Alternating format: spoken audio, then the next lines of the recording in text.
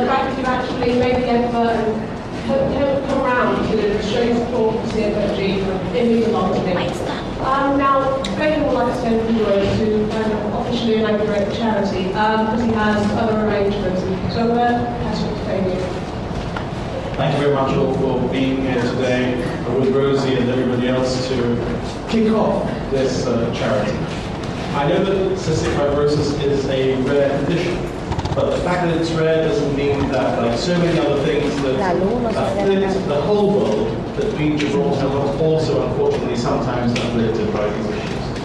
And I think it's a massive step forward for Gibraltar to have people prepared to educate us all in what these rare conditions can mean for those that suffer them and for their families, and how best to alleviate the sufferers and how to help the families deal with these conditions. So a charity to deal with cystic fibrosis is, I think, a very welcome step in the right direction. It's something that the government wants to support, and that we want to show support by having an important contingent here of ministers tonight to display visibly how much we support the efforts that Rosie is putting into this, and Winston is helping her with, and that everybody who is working with the charity, both in the medical profession and outside it, believe that this is a worthy endeavour for Gibraltar. There's very little more that I can say because I don't pretend to know enough about the condition, and I'm here to be educated as much as everybody else. But I'll tell you this, you can count with our support, whether it's today towards the charity or in the harder work that will come, because I hope today is a happy day, a day of celebration because we're launching, but the hard work will come. I know you've been already through a lot of hard times in getting people to realise what the charity means, Rosie, and what the illness means, Rosie. But the hard work starts now, and you can count with our support not just on a happy day like today, but in the future. When I woke up this morning, I saw it was raining. I thought it might be a blue day for some people, but it turned out to be purple for everyone. So I'm delighted to be supporting you with the purple time. Wish I could do more than just that, and I hope in the future we'll be able to. So it's my pleasure to declare the Cystic Fibrosis Foundation Gibraltar, I've read it off somebody's t-shirt, formally established in Gibraltar.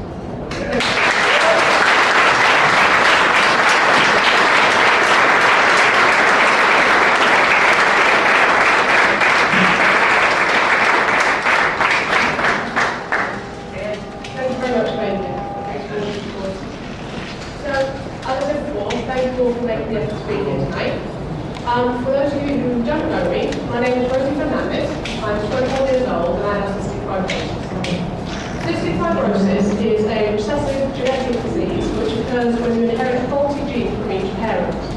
Now, I'm not going to go deep into the genetic side of cystic fibrosis because I would just pull your socks off and you'll be here all night. But what I would like to say in regards to the genetic side is that 1 in 25 people are carriers of the CF gene. And what's a carrier, you may ask? Well, a carrier is a person who does not suffer from CF, but carries a faulty gene that causes cystic fibrosis. A carrier has no telltale signs that they are carriers, and the only way of determining if they are a carrier is by a screening test, which is a blood sample or a saliva swab. So, carriers can pass down the faulty gene throughout generations without it ever being noticed, until CF occurs. And as I said at the beginning, CF occurs when you inherit a faulty gene from each of your parents. So if two carriers have a child, that child has a 1 in 4 chance of having CF, a 2 in 4 chance of being a carrier, and therefore keeping the faulty gene going down the family tree, and a 1 in 4 chance of not having any CF gene whatsoever. Now, with Gibraltar's population being at around 30,000, there are a potential 1,200 carriers in Gibraltar who are completely unaware that they are carriers. I'll bring it even closer to home. There are around 100 people here tonight, and that means that 4 of you are carriers. And you may think, well, I've had children, and they're fine, therefore I'm not a carrier. But I'm afraid that's not the case. As you could have passed a faulty gene down to them, and they would now be carriers themselves.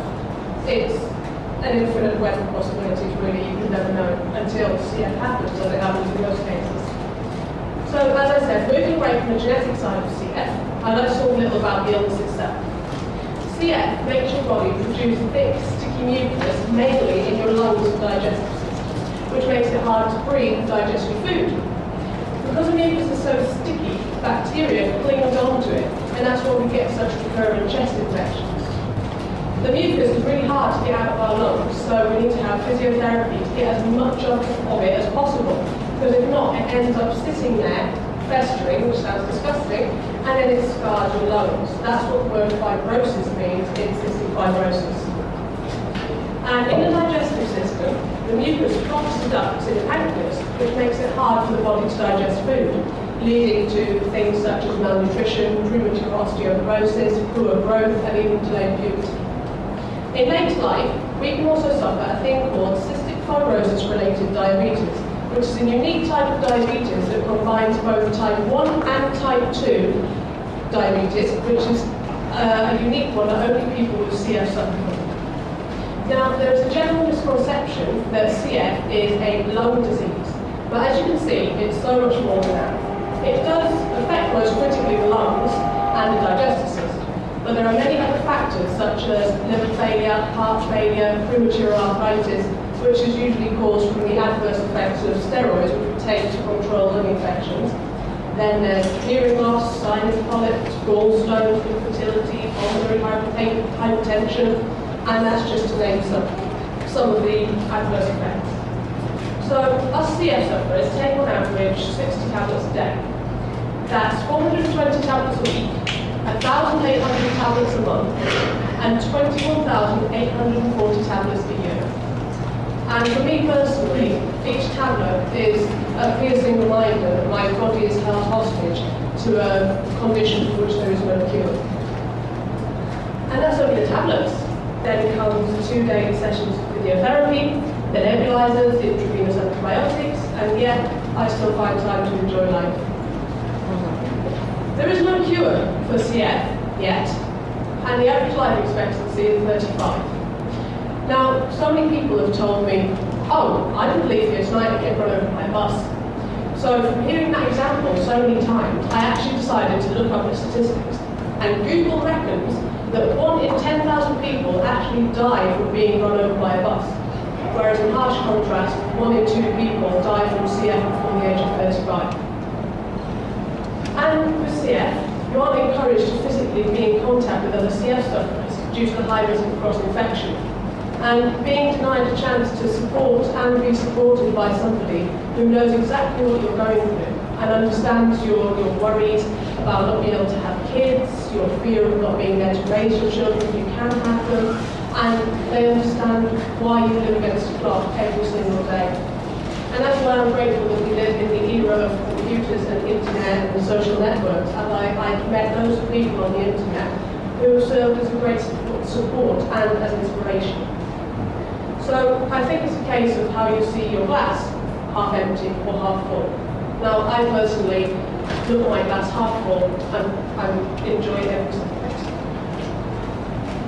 So I first had the idea about starting the charity in February when I spent a lot of time in hospital in Seville suffering from a punctured lung. I felt so far away from home, and my husband had to live in a hotel next to the hospital. I had very limited family visits and we were just so far away. It made me realise that I wanted to make people aware about CF in the gym and realise that I realised that I was holding the torch for CF, and it was time to stand up and let you all know what CF is and to let you all know that Gibraltar is not immune to CF. The CFFG started out as a mere Facebook group called the Cystic Fibrosis Awareness Group, which I opened in March on my return to Gibraltar.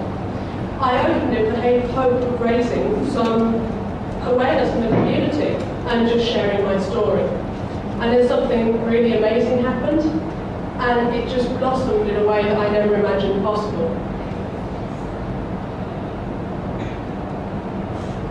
I got a lot of response from the community, with people offering support to do bike rides, bake sales, and after the great response and the amount of members multiplying by the day, I decided to register the CFFG as a charity in Gibraltar, with the aims of raising public awareness about CF, having contact with the GHA for means of attainment, creation, maintenance and supervision of medical and social facilities to provide for the treatment families affected by cystic fibrosis in Gibraltar, be it present or future.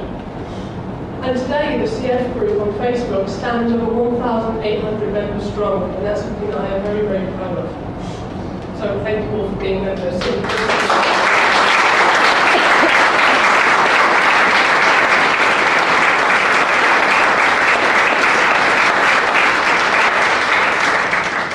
Now, none of this would have been possible without the help and guidance of a few amazing people who have helped me where I am today. The first person is obviously my husband Winston, who has supported me 100% in all my hopes and dreams, not just to do with charity, but with life in general. He is such a selfless person, devoting all his time and love into helping me and bettering my life. He could have packed his bags and fled the day that he found out about cystic fibrosis, but he didn't. He stuck with me, and he took on board all of my baggage and helped me share the weight of the package. I tend to forget, and everybody does, a lot of the time, that he's the person who spends sleepless nights with me when I'm coughing all the night, and then goes to work at 7 a.m. in the morning. The one that worries himself to death when I'm in hospital, but always turns up on my bedside with a big smile on his face and a bag of goodies from Morrison's. And the one who, while knowing that he may not grow old with his wife, makes the most of every day. And for all of this, and so much more, I could spend the day all night talking about you. I thank you, Winston. I love you loads, and I am proud to call you my husband.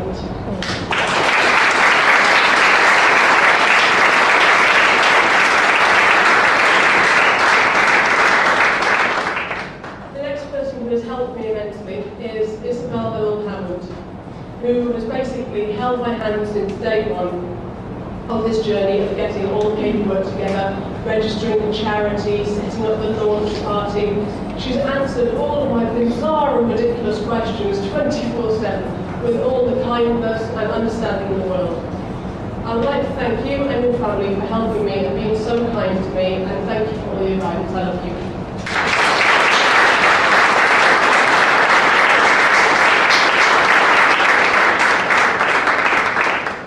And next, I would like to thank a person who once had a Facebook cover photo that read, "I live my life with a strong feeling of helping others, as I have been doing from the day I was born, in the pursuit of happiness.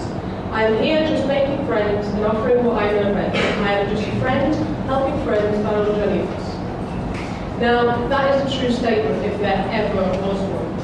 This person is my good friend, Gordon Nelson, who I know is going to kill me for thanking him publicly, but he deserves it, as he puts into the community a whole lot more than he gets out of it. He's been so kind and supportive to me and towards the CFFG. He's designed our logo, our letterhead, and countless other items, and is always willing to help in any way possible. Thank you for all you have done. Thank you for your friendship. I love you.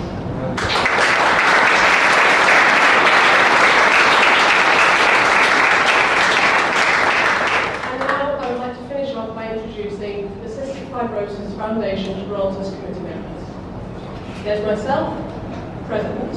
Then there is Ronald Pinchot, who is the Vice President. He's a good friend and a lovely person. He always knows how to answer all my questions. He takes great pleasure in overfeeding me at his barbecues, and always knows when I need a hazelnut coffee.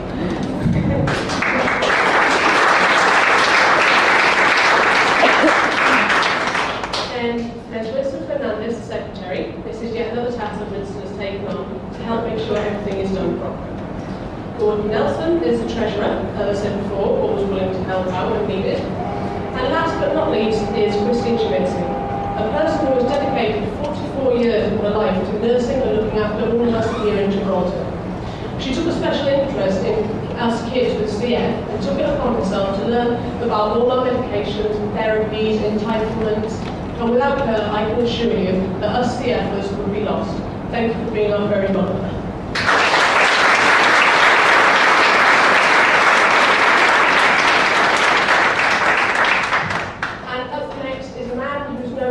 I was about this big and has taken a great interest in CF. He's one of the CFFG's trustees. He's a great person who strives to help and improve the lives of others. Now, without further ado, Eddie Holmes.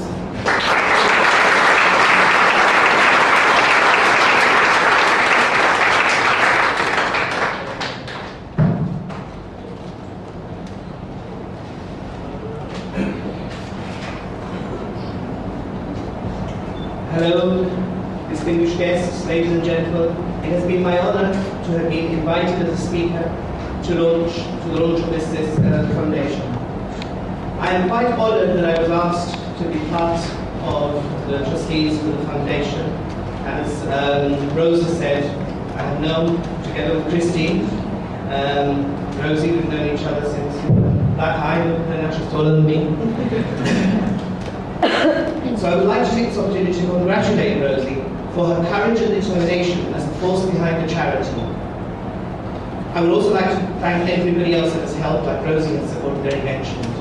Cystic fibrosis affects almost every aspect of a person's life, but this should neither define nor restrict them in any way. We need to create awareness and work towards the future. A person's chances in life and their aspirations are not to be compromised by the lack of understanding that we may have about CF. It is extremely important that persons with CF must receive the best health care available in order they may enjoy a better quality and length of life.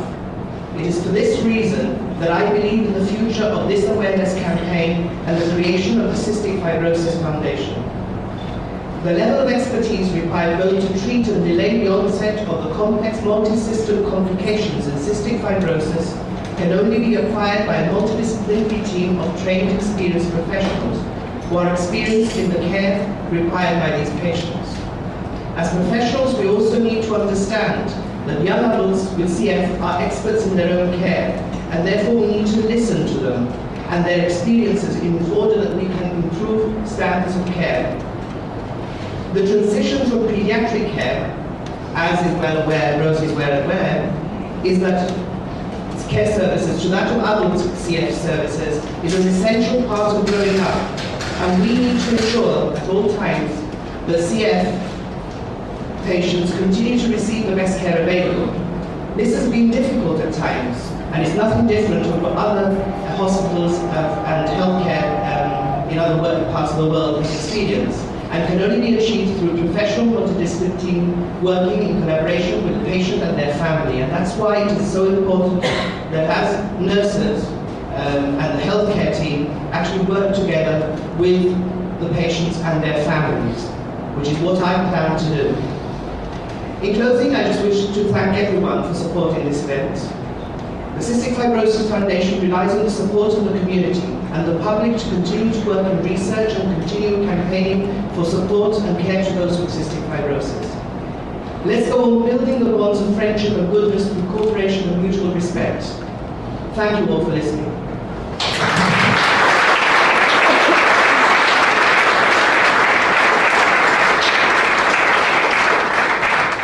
Thank you very much, Jenny.